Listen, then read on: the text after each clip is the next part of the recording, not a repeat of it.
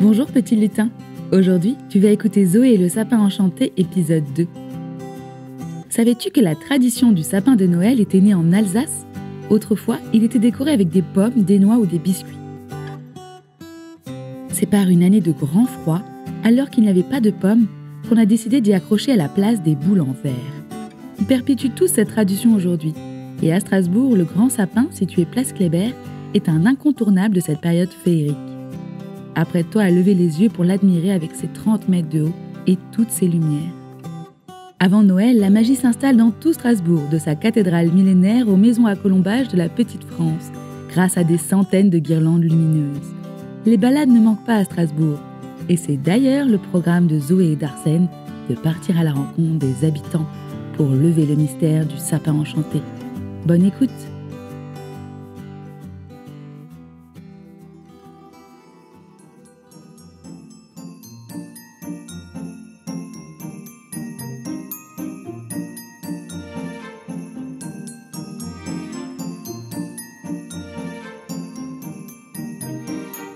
Les premiers flocons tombent sur la ville et elle se pare de 1000 lumières pour fêter Noël.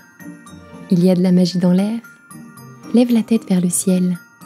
Entre deux étoiles, tu verras peut-être la traîne d'or d'une fée illuminer la nuit.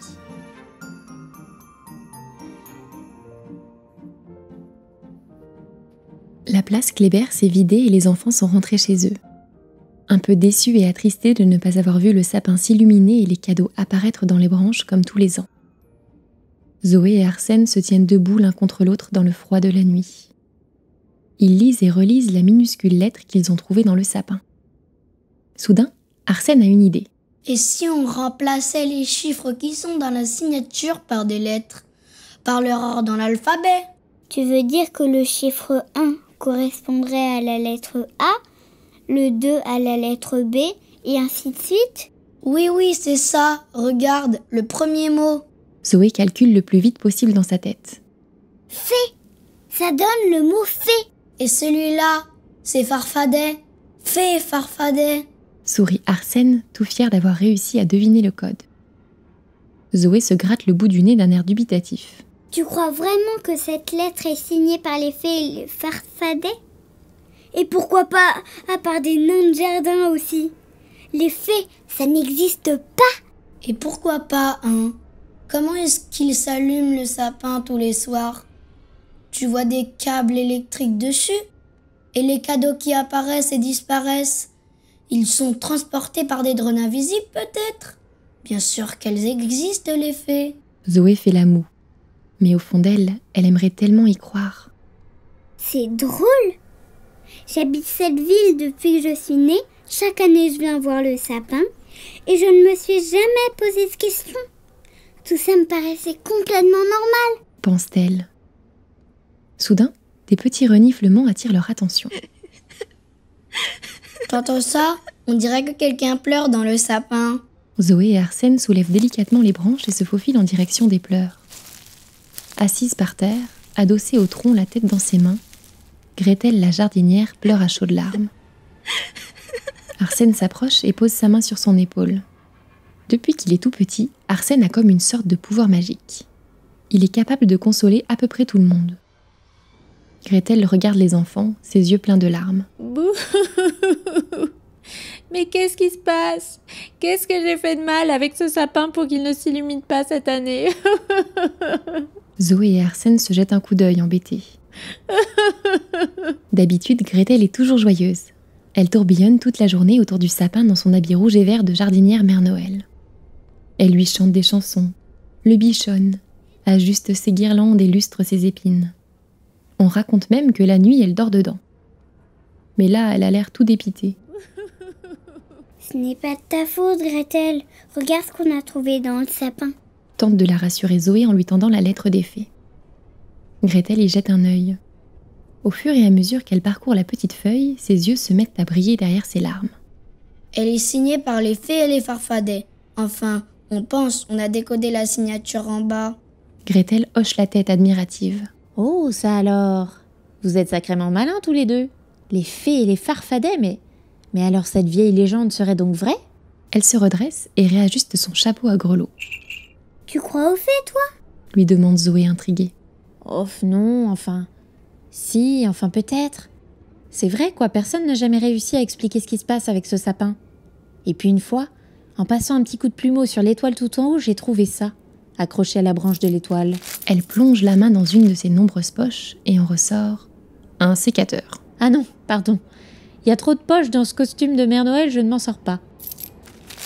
Elle farfouille quelques minutes et finit par trouver une minuscule boîte en bois. La voilà. Elle ne me quitte jamais.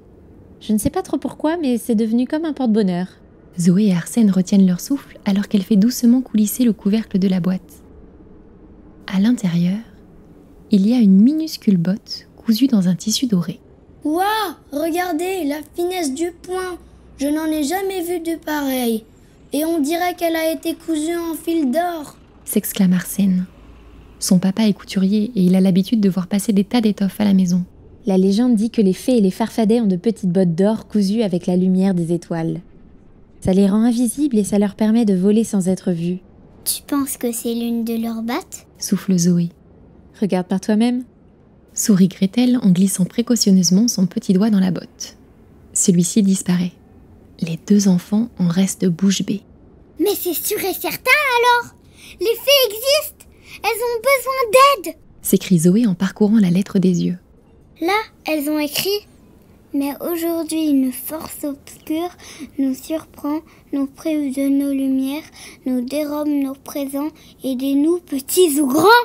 Gretel hoche la tête tristement. Moi, je dois veiller sur le sapin. Je ne peux vraiment pas quitter la place Kléber.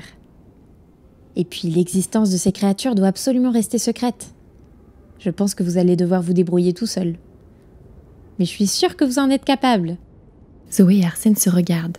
Un mélange de fierté et d'appréhension brille dans leurs yeux. D'accord, nous allons venir en aide aux fées. Mais nous ne savons rien sur elles. Comment les aider? Et où peut-on les trouver? Je connais une personne qui pourrait peut-être vous aider. C'est le vieux Willy. Il connaît bien toutes les légendes de Noël, celui-là. Willy le boulanger? Celui qui fait les meilleurs pains d'épices de la ville? Un sourire gourmand éclaire le visage d'Arsène. Oui, lui-même. Mais il n'est pas facile de l'approcher. Il vit dans sa cuisine avec ses épices et pour aller le voir, il vaut mieux montrer pâte blanche. Ou plutôt pâte de bredle. Comment ça? Bah, Willy acceptera sûrement de vous parler si vous lui amenez une fournée de bredle. Ces petits sablés de Noël en forme d'étoile ou de sapin qui fondent sous la langue. J'adore les bredless. Salive Arsène. Je connais une très bonne boulangerie où les acheter. Ah non, il faudra les faire vous-même. Et avec une recette de famille. Un grand sourire illumine le visage d'Arsène. Moi, ma grand-mère faisait les meilleurs du monde. Il paraît qu'elle avait un ingrédient secret. Je dois pouvoir retrouver sa recette. Eh bien, allons-y tout de suite! Prenez ça avec vous. Leur dit Gretel en leur tendant une petite fiole remplie d'un épais liquide doré. C'est de la sève du sapin. Ça pourra vous être utile en cas de danger. Allez, bonne chance les mouflons. Les fées et les farfadets comptent sur vous.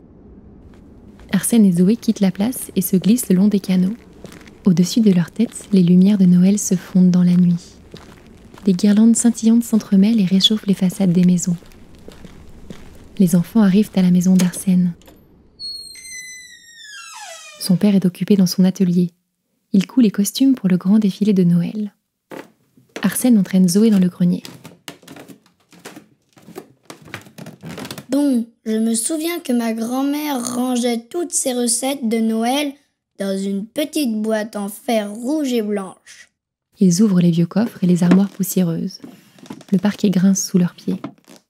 Des draps jaunis, des livres écornés et des décorations de Noël par centaines. Des guirlandes de toutes les couleurs, des boules de toutes les tailles, des petits rennes sculptés en bois, des étoiles, des Pères Noël.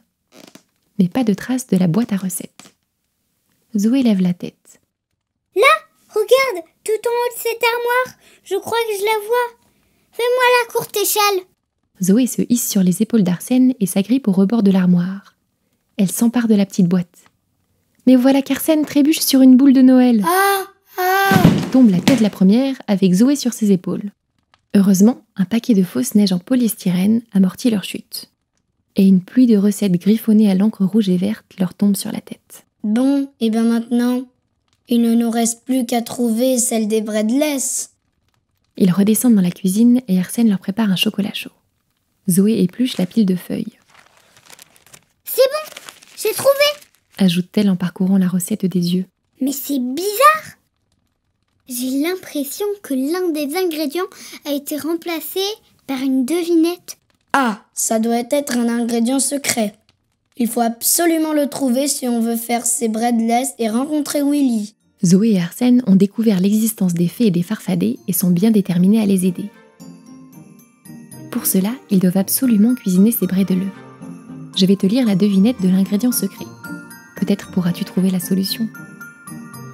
Je pousse sur un arbre aux 1000 feuilles rondes. Je croque sous la dent pendant les soirs d'automne. Les écureuils me gardent bien au chaud dans leur nid. Et les enfants m'adorent, tout habillés de rouge. Si tu as deviné quel est l'ingrédient secret, écris vite ta réponse en commentaire ou envoie-nous un message.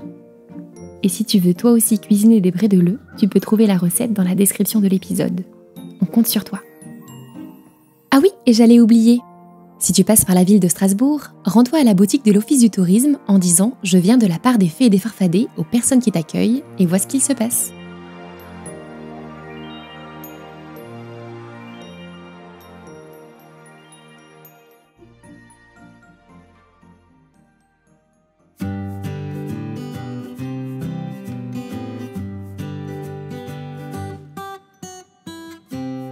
Vous venez d'écouter une histoire d'Envolée Conté, une création originale écrite par Lucille Petit.